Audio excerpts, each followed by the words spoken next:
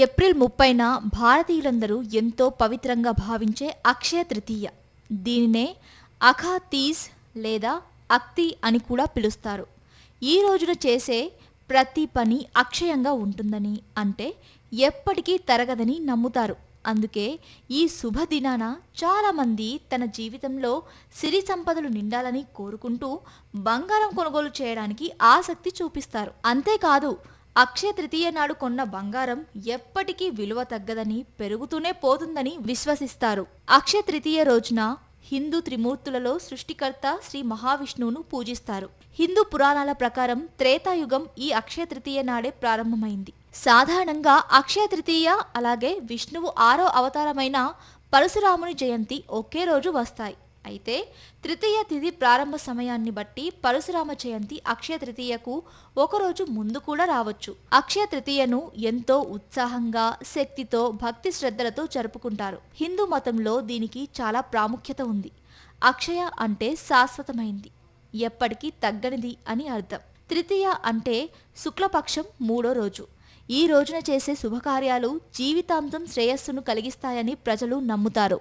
వైశాఖ మాసంలోని శుక్లపక్ష తృతీయ నాడు అక్షయ తృతీయ వస్తుంది. ఈ సంవత్సరం 2025 ఏప్రిల్ 30 బుధవారం నాడు ఈ పండుగను జరుపుకుంటారు.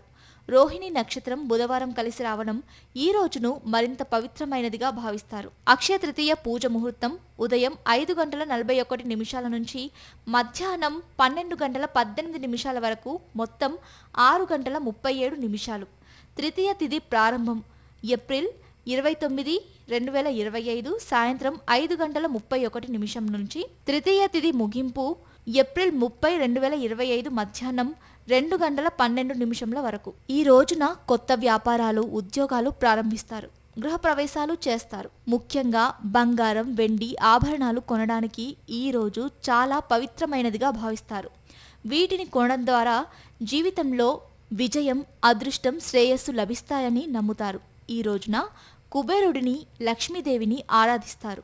ఈ రోజున దాతృత్వం, దానాలు చేయడం కూడా ముఖ్యమైనది. కొంతమంది పేదలకు, అవసరమైన వారికి ఆహారం అందించడానికి ప్రత్యేక స్టాల్స్ను కూడా ఏర్పాటు చేస్తారు.